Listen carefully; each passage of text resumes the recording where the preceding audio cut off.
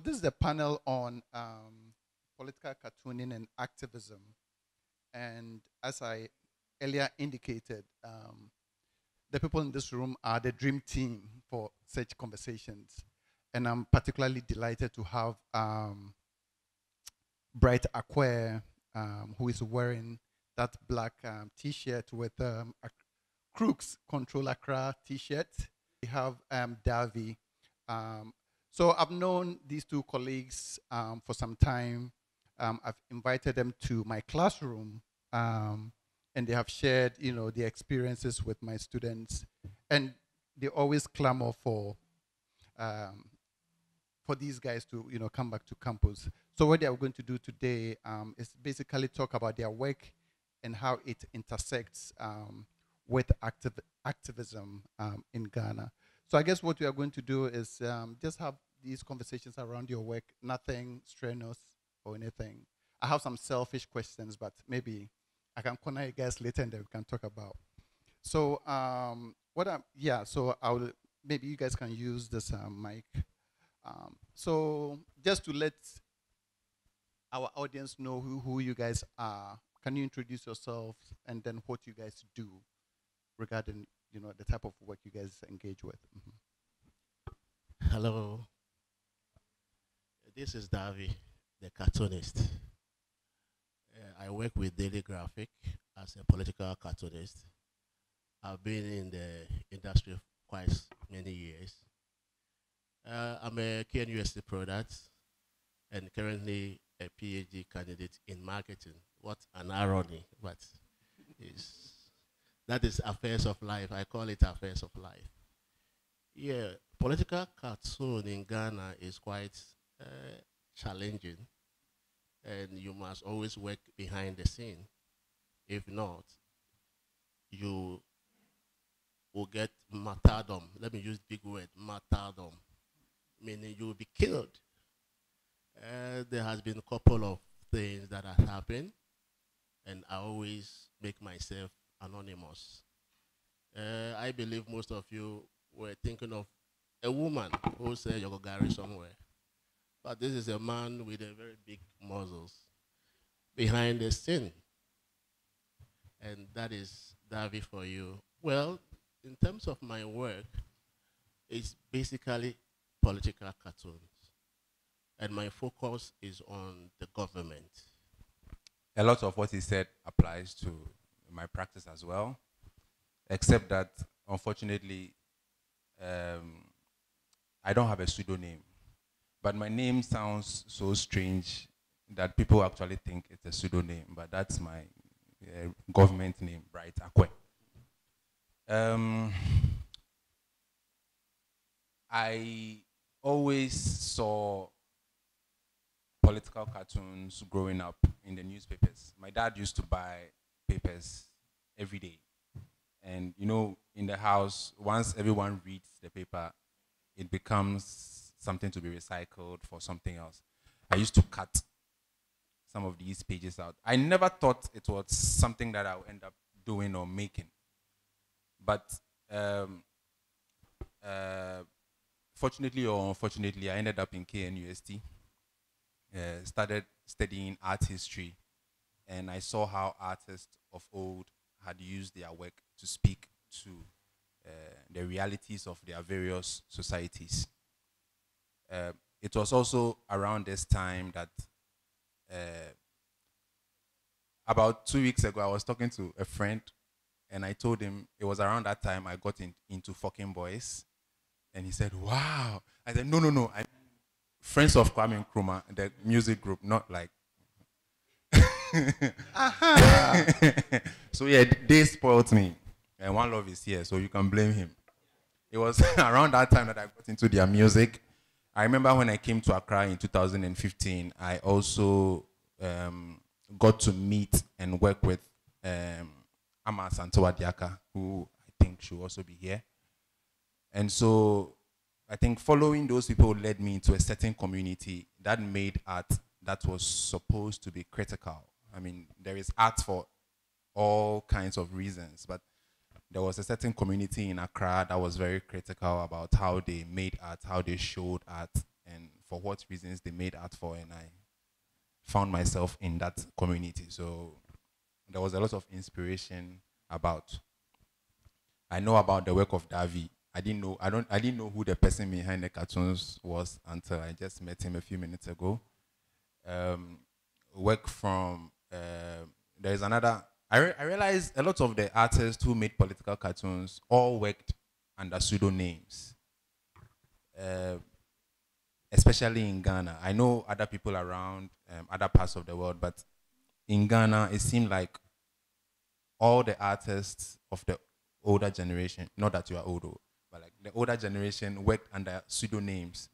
So when I started making some of my first political cartoons around 2014, again, I remember Love had this project called the Corruption Doomsaw Mixtape.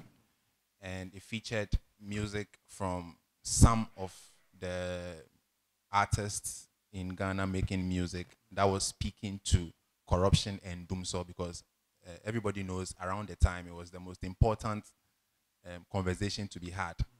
And I remember messaging him and telling him that I wanted to contribute to the project by way of making cover art for it. And I guess that was the moment that I realized that it would be a difficult thing to get out of. Also because I realized there needed to be some balance.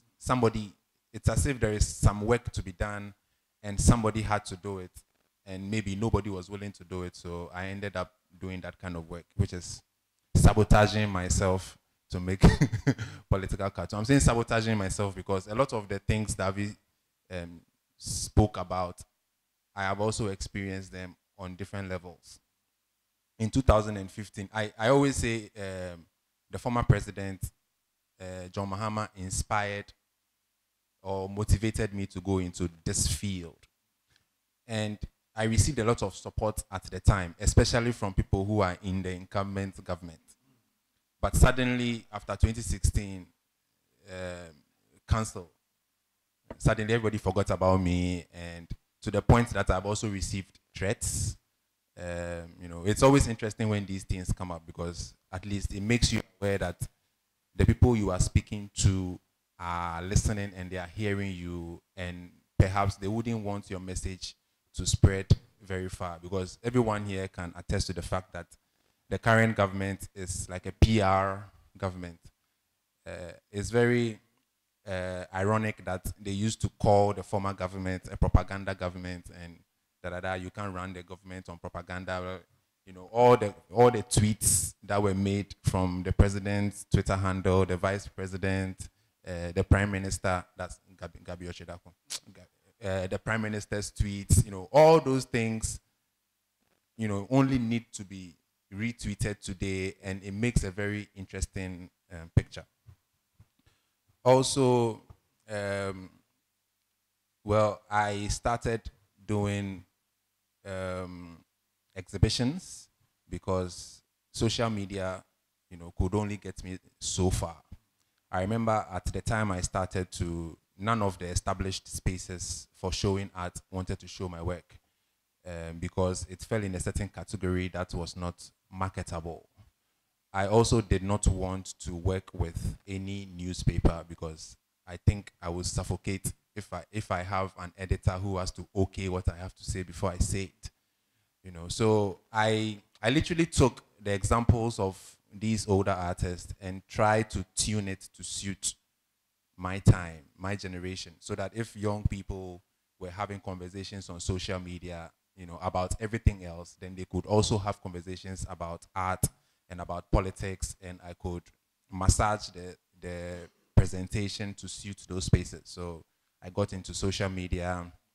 I started making posters for the streets because I think that is also a very interesting space that could open your work up to people who don't have the privilege of having the internet or smartphones to see your work. Already the newspaper is out. I had a few offers, but I didn't take it because I knew definitely there was going to be some editor who was going to sit on me, and they were going to have to dictate what I wanted to say. because I am in the space and all the issues that I paint about or draw about affect me, sometimes it's a lot of raw emotion. And I realize when the emotion is high, then the work is at its best. I want to make political cartoons that are also very beautiful, that can be compared to historical paintings. I see my work on the same level as Michelangelo's, Sistine Chapels or Benjamin West's huge canvases, and maybe this is because of the influence from some of the things I learned in art school, but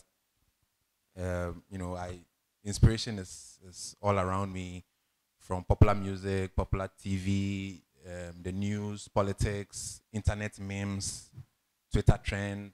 I mean, it's all over the place. Some of the speeches from the president and his people, I think they are some of the most inspiring people to, satirists, whether they are painting pictures or making music. You can literally just cut some excerpts of their speeches and present it as satire, and it will work. Several times I've seen Efodela tweet that in Ghana, to be a satirist in Ghana is very difficult because there is literally nothing you can do that would outdo what the government is already doing. So I started thinking, okay, maybe instead of satirizing their stories, which may also end up desensitizing people because then we'll be laughing at things that don't need to be laughed at. In the last few months and for the next few years, I am painting a new kind of picture. Something that, again, is inspired by Emmanuel Bonsu's music. Also because, like in our visual culture, we have all these posters, film posters that show blood and gore and horror. I'm trying to mix those two and then also focus on the people who are resistant rather than continuously drawing politicians, which I know they don't like. Focus more on the rest of the people who are resisting these things. So this, I hope, very short insight into what was before, what is there now, and what is hopefully to come. Okay. Thanks. Yeah. So thank you, guys. So certain things you guys have said prompts this question. So you see yourself as having a pseudonym kind of to protect yourself. And then you are barefaced, like the drum, you are barefaced, yet you have intimated that you face certain threats. What I want to know is the specificities of some of these threats. If you guys can talk about some of the specifics of the threats that you guys have received. Yeah. Yes, there has been several specific threats, especially where General Mosquito would say any idiot can go to court. And you're able to depict that. Of course, those following him would always come. So why do you draw our chairman like this? And for you to even quote him, any idiot can go to court. And there was also one that I had from the mayor, then Mayor Oko Van der Poel. It was about this Bola issue. I think the work is online. You can see them. And he said, one of our reporters, but then this guy, if I should mention name, because he says specific, that is why I'm mentioning name specific. There's this, our citizen reporter, now he's a lecturer at this university behind Wisconsin. Yeah. And he came and said, the mayor needs you. I said, needs me for what? He said, now you call him Bola Bola Mayor. Anytime you are depicting him Bola Bola. So he says he's coming to graphic and then see you. Why you've been calling him Bola Bola? Then I said, go and tell him David doesn't exist. because of that, I moved from I used to stay with the, what do we call it, the editorial. So I moved there down to the IT. So I associate myself with the IT unit. The moment you see the image, you burst into laughter. And that is the function of a cartoon. You bring the humor aspect of it, the caricature aspect of it. You bring the analogy by relating it with things around. So when that happened, the editor says, DAAVI, I'm not prepared to lose my job. I'm not prepared to lose my job. So we need to. Then he will push me to another sub-editor. Then the sub-editor will also feel that they'll push me to another sub-editor. So sometimes the work becomes very difficult. Sometimes they will screen, you go back. And even the sanity of it tends to be boom. And everybody's like, ew, why did you allow it to go? I said, but editor, you were here. Sometimes you have to be kind of calm down and some kind of thing. If not, you can't be bossy. If you become bossy, you'll be in trouble. So you try a way of, oh, okay. So they will find a way of solving the problem at the top level. Oh, this, and the editor will say, these things is one of those things. It's to help us to understand some of the things. And also, the nature of social media and stuff like that. People find it difficult these days reading. So when this thing comes into play, it adds some kind of spices and some kind of interest in our content. So these are some of there are a lot of them, but these are some few things I can mention. Thank you very much. Right. There's been different incidents at different levels. I remember there was a time when people used to say, hey, anytime I put my work up, people used to say, hey, they will come for you.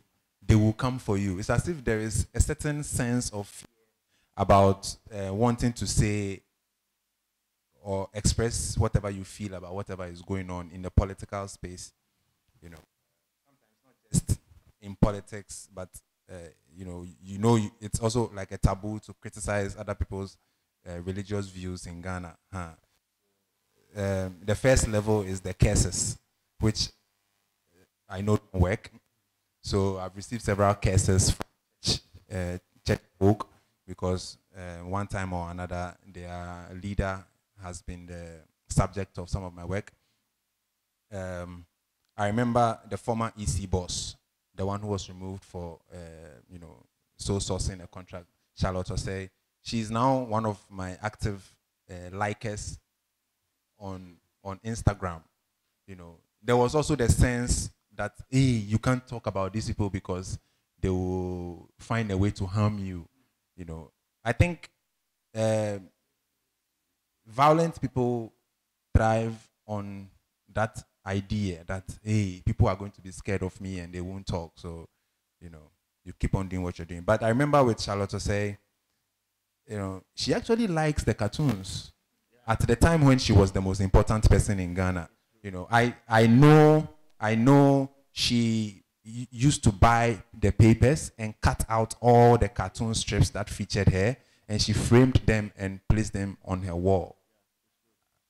I've seen photos of her office, and this is because on one of her birthdays, her friends came together and made a gift for her, which was like a scrapbook, which featured every single cartoon that had been made of her, and I was commissioned to do the cover. So I think people were there scared of something that was not even a threat to them. There was also the instance where I received some messages in my Facebook inbox from like burner accounts that don't really lead to anybody in like specifics. But sometimes there was this time I received a photo of a gun, and the message read something like, we know you, we know where you live, we know your parents and where they live, keep on fooling, we'll show you, and the photo of a gun. I remember when I told my dad about this, he got so mad because my father was one of the people who didn't like my work.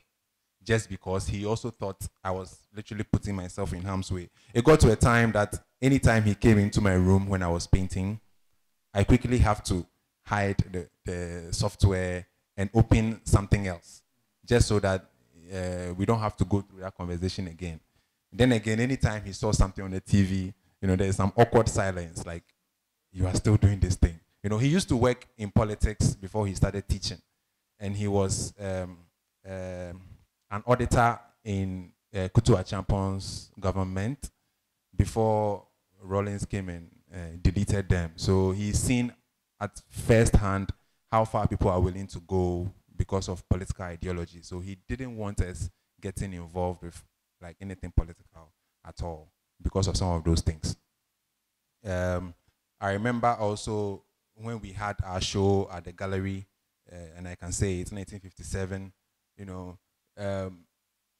when we put our flyer out, the flyer was recalled and the date had to be changed. We only thought it was because there was some double booking, but later I realized the gallery received a call from the presidency. I'm saying it on record, like, I don't care. They received a call from the presidency that they can't show an image like that. The image they used for the flyer was something that was unfinished. That wasn't even going to feature in the show.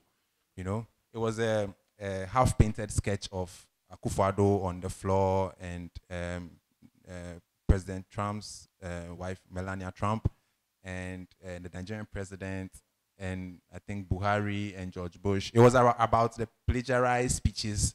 Something. It was even very, very lightweight, but they got a call and the flyer had to be recalled, and a second flyer was sent out about a week later, which rather featured the work of the artist who was from Kenya. I mean, if you are playing home and away, it's the home team that in my home, it's my work. I mean, that's just one of those things. And eventually, from the day we set up the show till the day the show opened to the public, every single piece that featured the president was taken out of it. Yes, it's an issue I'm going to be addressing in the future. But anytime these things happen to me, I'm very, very excited because it gives me the chance to speak about these things like censorship, self-censorship, and what happens to even musicians when you are on a major record label, and maybe some of the things you want to say in your song, which you are inspired to say, are contrary to maybe the business interest of whoever is your boss. And it's one of the reasons why, again, I don't want to work with any paper or any established institution like that. After that, there was also, I only last night I heard David Ajayi is a big fan of my work. And this is why I say doing something like this is like self-sabotage, because now I will never get a commission to do any fancy piece for any of the, it's like cancel culture. The gatekeepers are the ones who are the subject of your work. And once you make work about it, then it means you won't be invited to the table. So maybe what you do is shatter the table so that all of us don't eat. So I heard he's a big fan of my work because I made some very beautiful paintings of him, and he likes me. Very soon he will call me to congratulate me. I remember when there was a application for a certain award. I won't mention the name. I'm going to pull a Kanye West here. I won't mention the name. It's Guba. So I got an email from one of their people, and they said, "Oh, we like your work. We think, we like what you're doing. You're speaking truth to power. You are representing a certain important voice in the Ghanaian space. We would like to nominate you for our award category." I was very excited. But then I knew what was going to happen somehow. And so they said, fill this form and tell us more about what you do and what are the goals of your work, And I wrote, and Charlie, I'm going to get an award. I wrote a lot. And then I got another email and they said, "Oh, we are sorry. We can't nominate you for the award again." But I didn't come to you. You came to me that you want to nominate me. So suddenly, why don't you want to nominate me anymore? Anyway, whatever. The person who is in charge of that project, if you see the person online and the kind of people that they roll with in the circle, then obviously you know why you will never sit at their table. the people they nominated for the award, someone DM'd me and said, Charlie, this award here, like, it be you for chop this thing. So why you know apply? And I told her, Charlie, you go chill. I'm like, it be your show. So like, enjoy it. But I never said why. That's just one of those things. So again, it's like self-sabotage. I remember also when the China thing happened, and again, the Chinese ambassador loved my work, and she even came to our exhibition, and she took some nice pictures with the thing. I have a friend who works at is it NIB or IMB or BNI? What's their new name? They have a new name now. So one of my friends works there. Somebody I went to school with, JSS, one of the baddest guys in class, and now he's rather the one who is working. I saw him at this dance place, Afrikiko, and I saw the guy from the corner of my eye. I wanted to hide, but he caught me, and then he put me to the side and said, Charlie, one time he went to the office and they had my work on the projector, and they were having a discussion about it, and so they are going to call me. And this is what they do. They are going to call me and, first of all, threaten me to stop. Otherwise, I should get a lawyer, because if the threat doesn't work, then they will offer you something. So, take this, what if it's money or a house somewhere or and then we will tell you what to draw. This is what he told me. But he told his bosses that, oh, this guy, the thing was that they thought I was sent by the opposition party. And based on that, then they were coming to find me and crush me. But the guy told me, oh, Charlie, this guy is just some painter. He's not even like a politics person, or he's not from any other party. He's just an artist drawing his thing. So, he's not really a problem like that. And he told me, so since then, you just have the sense that people are watching you. There are certain big, quote-unquote, big people who won't leave a comment on your social media, but when they see you in person, they can say, hey, that post you made 4 weeks ago, because they also may be protecting their image or don't want to get involved in these things. And so with the threats, they are at different levels. But since we are here today and we are talking, then I guess none of it has worked yet. Hopefully it doesn't work too. Yeah. So clearly, the shit is real, right? And like in my work, you only hear rumors about these threats, and I was really interested in these specifics. Okay, you want to add small thing? Okay, you have 40 seconds. Yeah, so something small. Yeah, the nature of the work is such that you are aware that definitely they will come for you, and you know also that when they come for you, you'll be kind of sued, and if you're not careful, you can be sentenced. So what we do is that we play with the words, like one love kubolo, then I can say, then I can change it to the maybe loku, okay, love one, and then maybe he has a kind of he has a kind of brand dress. Then I can add some, subtract some.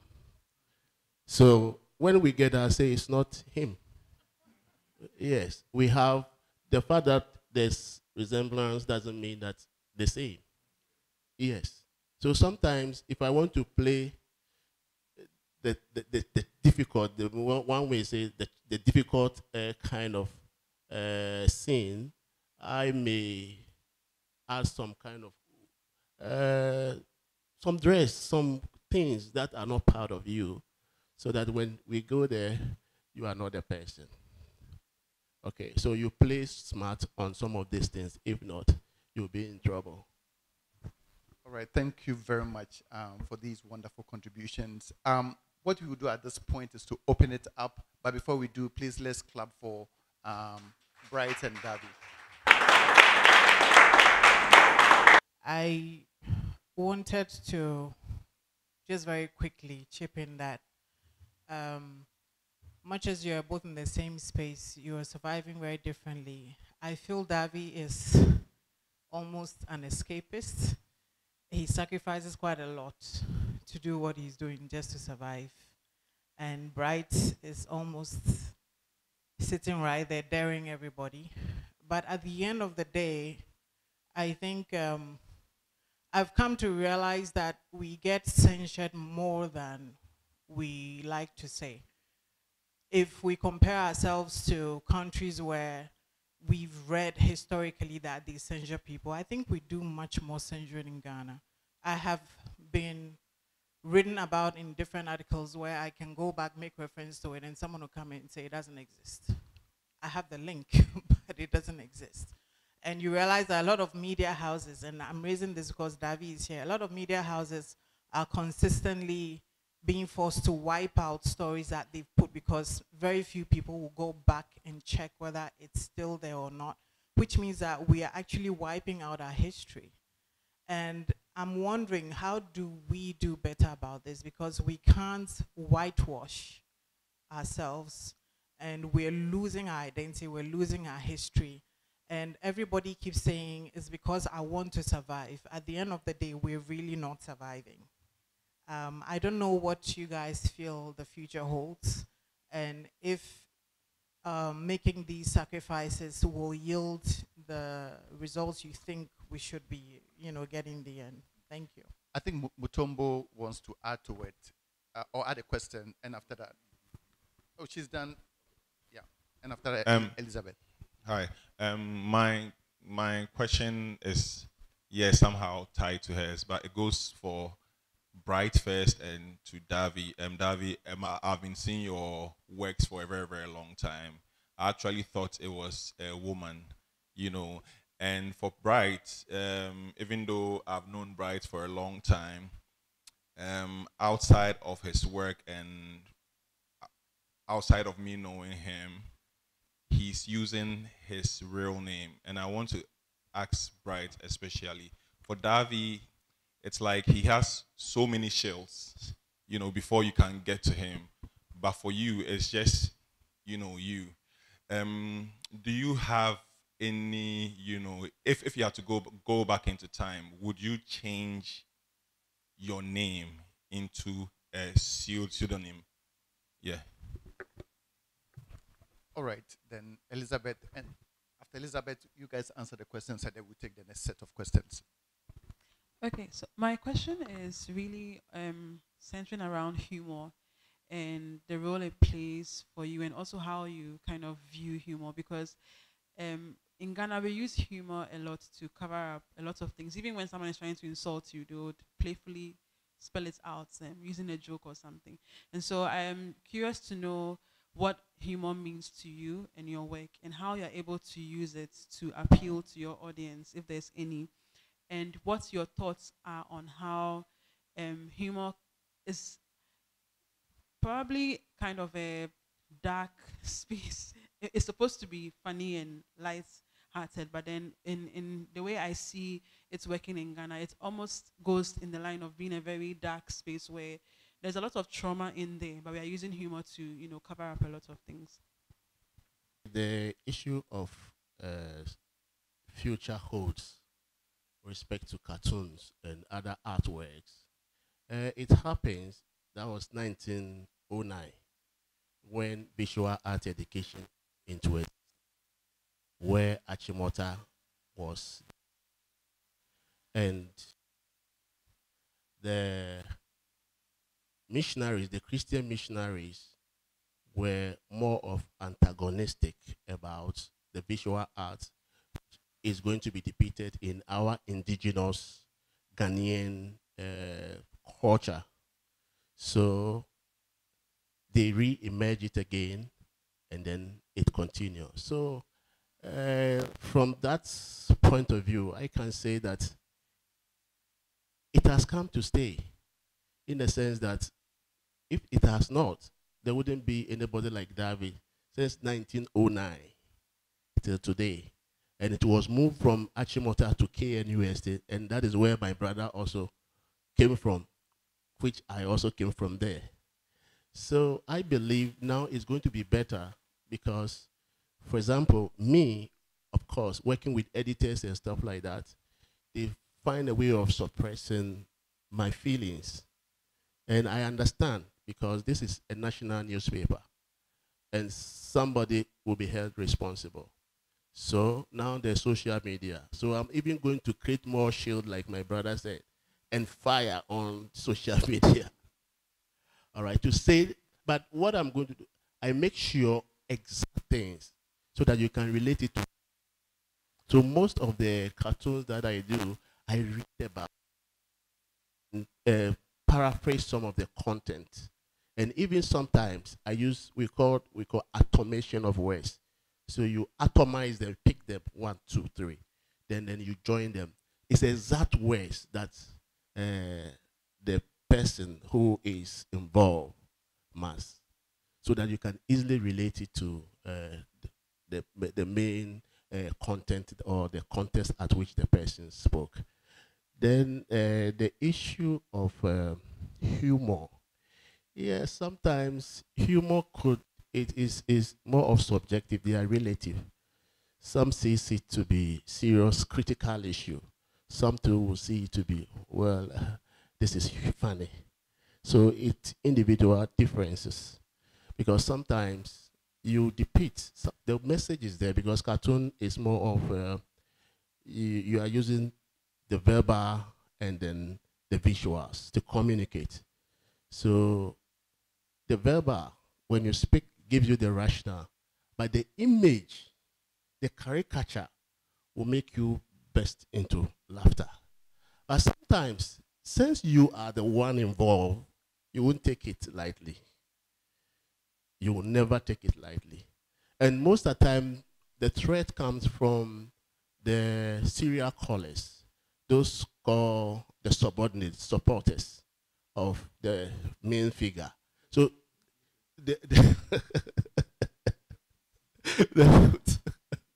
so they will call, hey boss, have you seen Telegraphic? Hey, the way they have massacred you, Charlie, that DAAVI guy, we have to deal with him. Then the issue starts from there.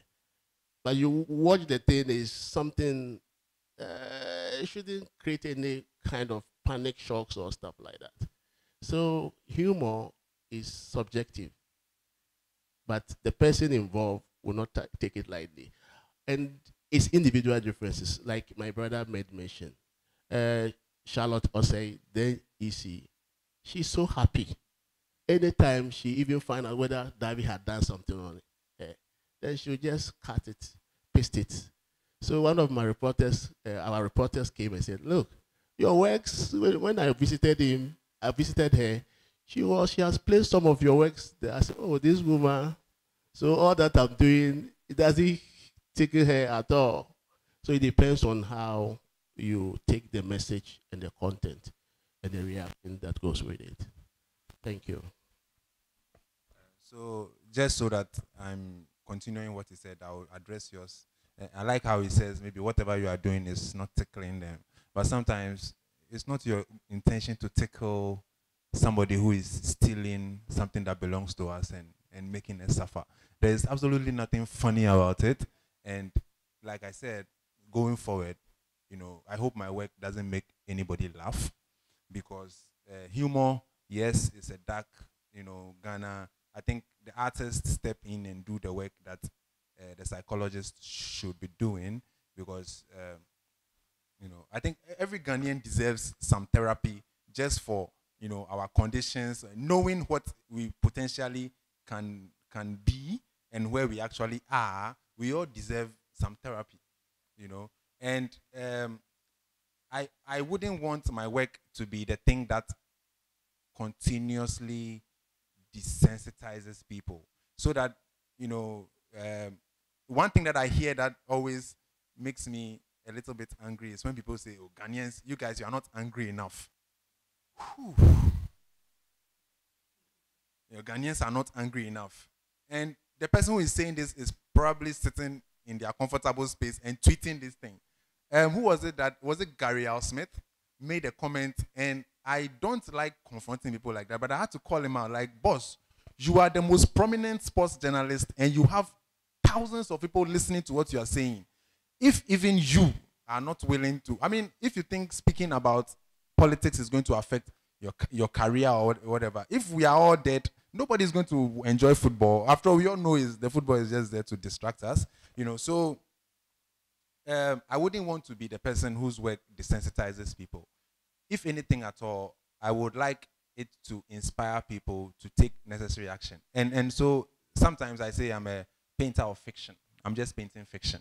I'm not even trying to. I'm not TV3. I'm not GTV. I'm not telling you what has happened because it's there. You can read it in the dailies. I'm telling you how I feel about what I have heard, how I see it. And I think as an artist, that's what's important. My vision. It's not innocent.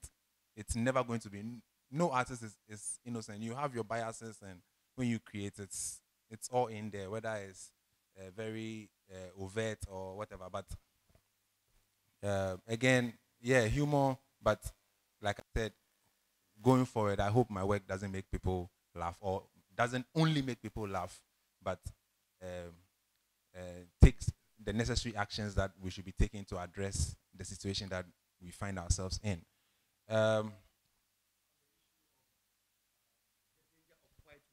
Yes, I'm going to come to that too. But you make I forget something. Had some punchline for you, Pan. So also for Tombo, would I change my name? No. I don't really like it. I don't even, not that I want it to be about me or be like a mini celeb. That is not it. Prior to me doing this work, nobody knew me, and I was very, very okay with it. Obviously, this puts me in a position where now I won't go anywhere freely. When I was invited to come and join, one of the questions I asked is, do you guys have security? Because I imagine everybody in this room, is everybody that maybe people will be happy if you never leave this room and you stay here forever. Do you guys have security here?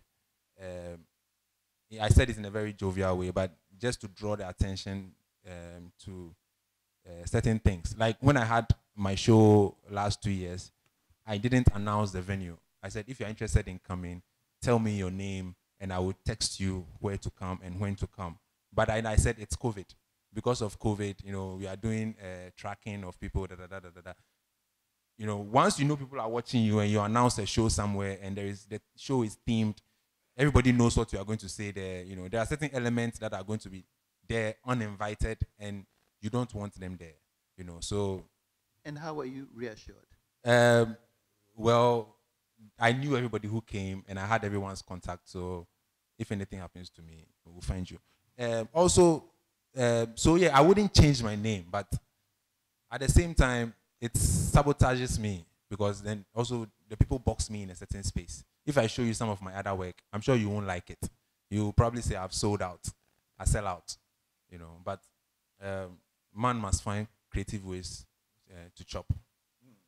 About the first question, whitewashing. I think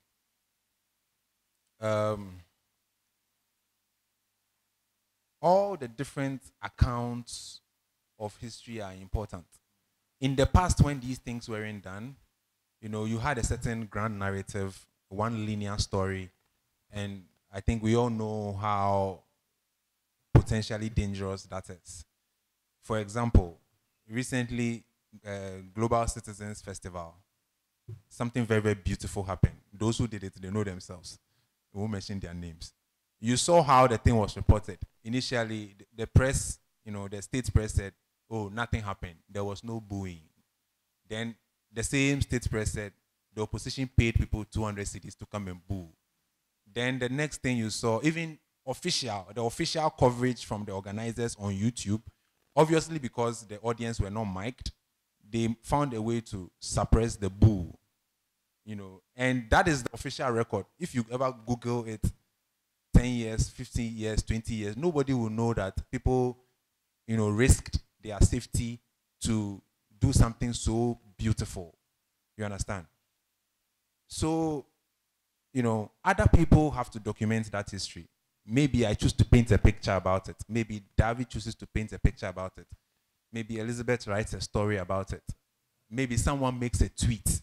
Then obviously we are going to, have only the whitewashed one, the official narrative, the one that suits the system that we all agree it's not serving our best interest, So when I think that means if those who are now supposed to provide this alternative accounts end up self-censoring, then you are shooting yourself in the foot. You are putting yourself at risk and not even like taking the maximum benefit of it. So all these things are important. All the tweets, all the Facebook posts, the TikToks, the WhatsApps, the gossips, are important so that we don't have to wait 100 years for someone to now come and do a revision of the history and go and say, oh, there's somebody who booed, such a it's such a historic event. And personally, I've painted a picture about it, one of my most complicated pictures. I remember inviting some of my friends to be in the picture. I just WhatsApp you and say, oh, Charlie, can you send me a picture, like 3/4 from the back? You just send me your head. I'll put the body there, and I painted that picture. I remember also someone bought one of the prints gracefully, so that I can survive. I'm not going to mention their name. It's that guy over there. So thanks, Cooper. And yeah. Okay, so we have about 3 minutes. I'll give DAAVI perhaps a minute to add something before we take the last question. Yes. Okay. Perfect. Okay. Okay. So, we were talking about the humor, the whitewash, and then the shield. Yeah. With respect to cartoons, they are more graphical representation of stories that had happened or events that had happened. So, for example, with the issue of the pink sheet, we knew it was a big story, and where there were several quotes that you and I were not there. And then amicus curiae, the friend of the courts, exhibitions and stuff like that. So, the moment you get hold of these cartoons work, it gives you some kind of memory, and that is education aspect of it. So it gives you some kind of isomorphic correspondence based on what has happened in Ghana and stuff. Though it gives you that kind of humor, that kind of laugh kind of stuff, but you kind of get some kind of education from that aspect. Just a snappy. A friend of mine went to UK, the museum, and then according to them, when they went there, they saw this pakpon, this was a kotoko. Mm-hmm. Yes, and there was a Asante woman, the porcupine. And according to this friend of mine said, the white man was telling the person that this kind of kotoko is an elephant. Related it to elephant in Ghana. And he said, hey, how can you tell me my story? That's right. You see, kind of saying things that are not realistic. Kotoko is more of an elephant in Africa. Can you imagine? So our story must be out there. So what you are going to do now is to thank once again our two panelists, and also thank yourselves. And we are going to break.